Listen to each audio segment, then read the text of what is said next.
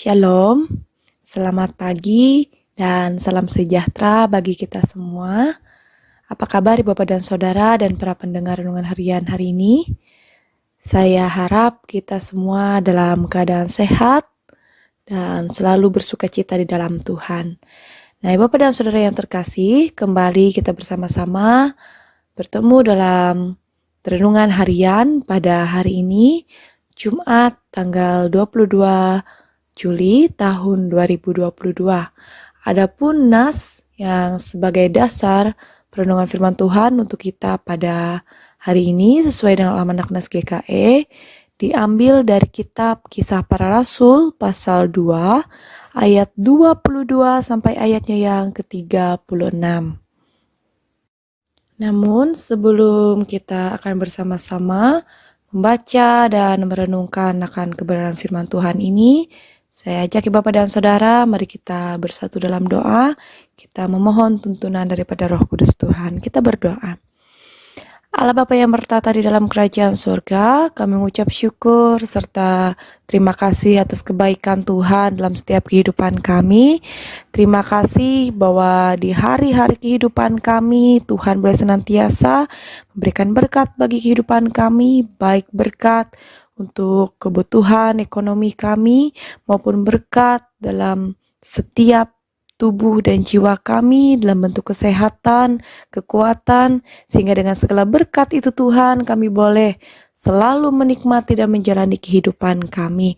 Dan pada saat ini ya Tuhan, kami bersama-sama akan membaca serta merenungkan akan kebenaran firman Tuhan. Kami memohon kiranya Tuhan boleh memberikan pemahaman dan pengertian bagi kami melalui Roh Kudus Tuhan yang ada pada kami. Dan biarlah kiranya juga Tuhan dengan pertolongan Roh Kudus itu pula kami boleh menjadi pelaku firman Tuhan dalam setiap kehidupan kami. Sehingga dalam setiap hari-hari hidup kami boleh memilih dan kami juga boleh memilah mana jalan kebenaran yang Tuhan tentukan bagi kehidupan kami. Berfirmanlah Tuhan, sebab pada saat ini kami siap untuk mendengarkannya. Amin. Mari kita bersama-sama memperhatikan Alkitab kita masing-masing dari kitab Kisah Para Rasul pasal 2 ayat 22 sampai ayat yang ke-36 di bawah perikop khotbah Petrus. Demikian firman Tuhan.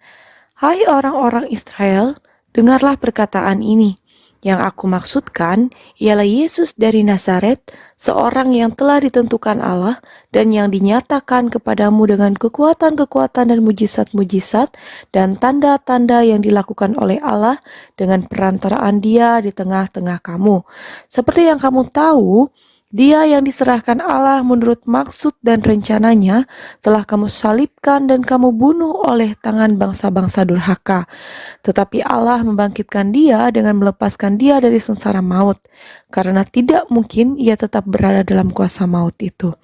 Sebab Daud berkata kepada Dia, aku senantiasa memandang kepada Tuhan, karena Ia berdiri di sebelah kananku. Aku tidak goyah. Sebab itu hatiku bersukacita dan jiwaku bersorak-sorak. Bahkan tubuhku akan diam dengan tentram. Sebab Engkau tidak menyerahkan aku kepada dunia orang mati, dan tidak membiarkan orang kudus-Mu melihat kebinasaan. Engkau memberitahukan kepadaku jalan kehidupan. Engkau akan melimpahi aku dengan sukacita di hadapan-Mu. Saudara-saudara, aku boleh berkata-kata dengan terus terang kepadamu tentang Daud, bapa bangsa kita. Ia telah mati dan dikubur, dan kuburannya masih ada pada kita sampai hari ini. Tetapi ia adalah seorang nabi dan ia tahu bahwa Allah telah berjanji kepadanya dengan mengangkat sumpah bahwa ia akan mendudukkan seorang dari keturunan Daud sendiri di atas tahtanya. Karena itu, ia telah melihat ke depan dan telah berbicara tentang kebangkitan Mesias. Ketika ia mengatakan bahwa dia tidak ditinggalkan di dalam dunia orang mati dan bahwa dagingnya tidak mengalami kebinasaan. Yesus inilah yang dibangkitkan Allah. Dan tentang hal itu, kami semua adalah saksi. Dan sesudah ia ditinggikan oleh tangan kanan Allah dan menerima Roh Kudus yang dijanjikan itu, maka dicurahkannya apa yang kamu lihat dan dengar di sini.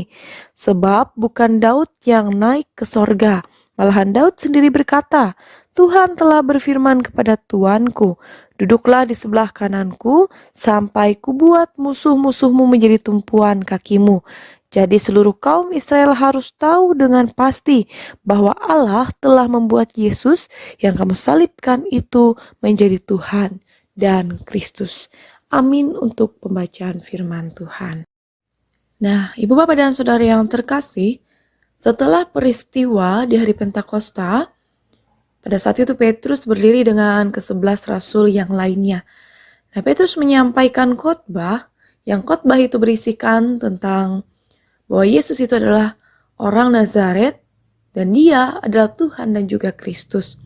Nah, bagi telinga orang Yahudi, kata-kata Petrus merupakan kata-kata yang sangat vulgar dan yang paling kurang ajar.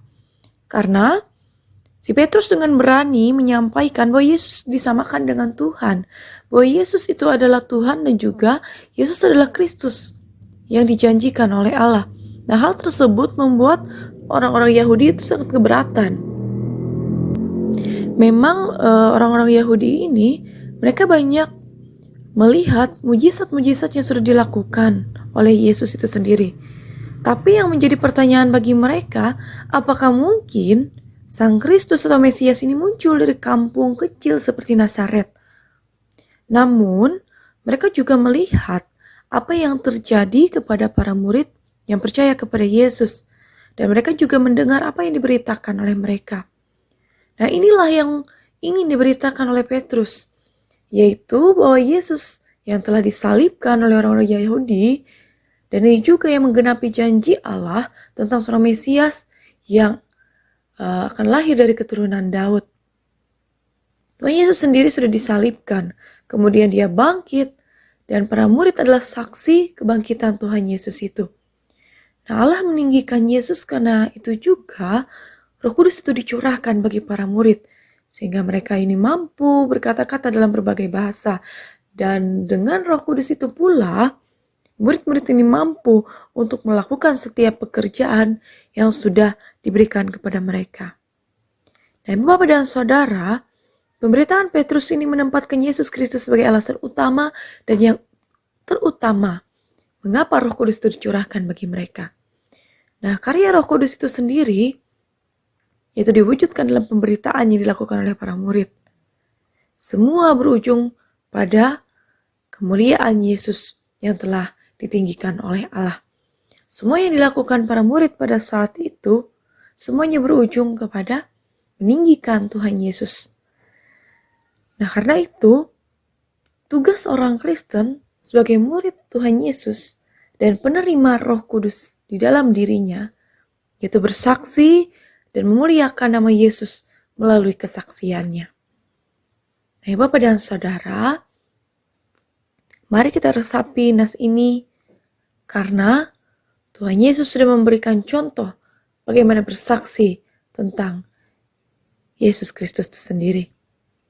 Ya Bapak dan Jemaat yang terkasih dalam Tuhan kita Yesus Kristus, mereka yang mengasihi Kristus adalah mereka yang mengerti siapa Dia dan pengajarannya, dan yang memberitakan kabar baik tentang Dia. Mari kita bersama-sama menghayati tugas dan tanggung jawab kita sebagai orang Kristen.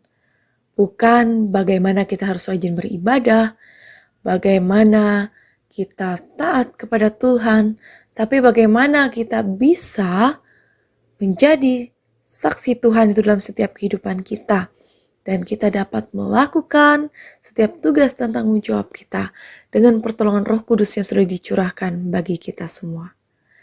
Bapak dan Saudara yang terkasih, Tuhan Yesus dan Roh Kudus Tuhanlah yang mampu membuat kita terus berkarya dalam setiap kehidupan kita. Amin untuk firman Tuhan. Tuhan Yesus memberkati kita melalui renungan pada hari ini. Amin untuk firman Tuhan. Mari kita bersama-sama, kita saat teduh sejenak, kita akan masuk dalam doa syafaat. Mari kita bersatu di dalam doa. Allah Bapa yang bertata di dalam kerajaan sorga, yang kami kenal di dalam Yesus Kristus.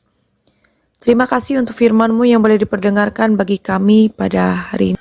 Kami sudah bersama-sama merenungi setiap mujizat yang Tuhan berikan bagi kehidupan kami melalui firman pada hari ini.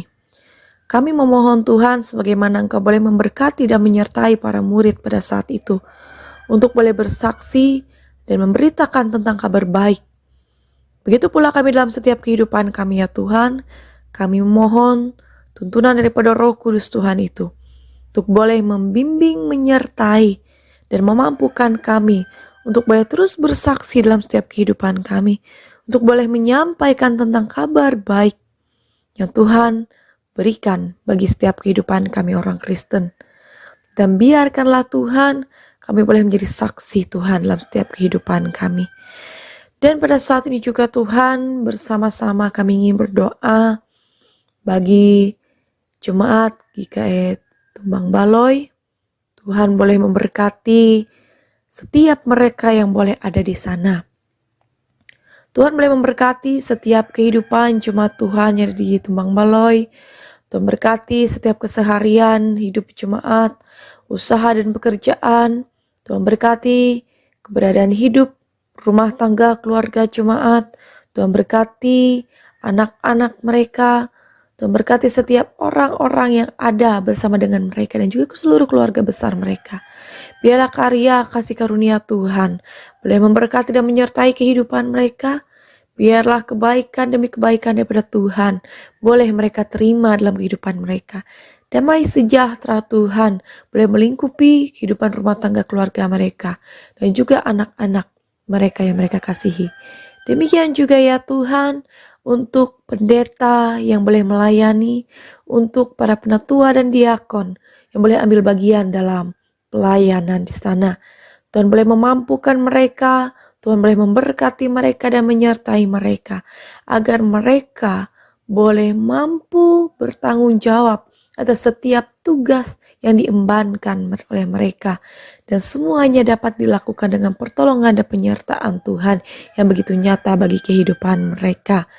Kami juga menyerahkannya Tuhan, seluruh program kerja Majelis Jemaat GKI Tumbang Baloi. Biarlah segala sesuatunya boleh mereka kerjakan dengan baik. Semua program kerja boleh berjalan dengan lancar dan pertolongan dan penyertaan Tuhan. Demikian juga Tuhan untuk seluruh para pendengar renungan harian pada hari ini.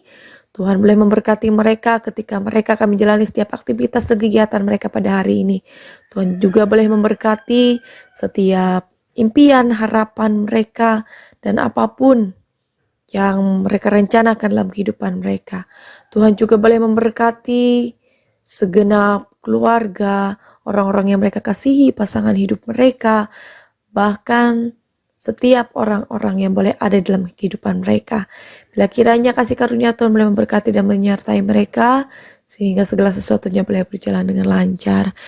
Kami serahkan hidup dan kehidupan kami ya Tuhan, bahkan segenap impian dan harapan kami, seru dan doa kami alaskan hanya di dalam satu nama Tuhan Yesus Kristus yang boleh dengan senantiasa mengajarkan kami untuk berdoa demikian. Bapa kami ada di sorga, dikuduskanlah namamu, datanglah kerajaanmu, jadilah kehendak-mu di bumi seperti di sorga. Berikanlah kami pada hari ini makan kami secukupnya, dan ampunilah kami akan kesalahan kami, seperti kami juga mengampuni orang yang bersalah kepada kami. Dan janganlah bawa kami ke dalam pencobaan, tapi lepaskanlah kami daripada yang jahat. Karena Kau yang punya kerajaan, kuasa dan kemuliaan sampai selama-lamanya. Amin. Baik Bapak dan Saudara yang terkasih, terima kasih karena sudah mendengarkan renungan harian pada hari ini. Semoga renungan harian pada hari ini boleh memberikan semangat dan kekuatan yang baru bagi kita untuk boleh terus bersaksi dalam kehidupan kita. Tuhan Yesus memberkati kita sampai bertemu di renungan harian selanjutnya. Tuhan Yesus memberkati Bapak dan Saudara. Shalom. Dan salam sejahtera bagi kita semua.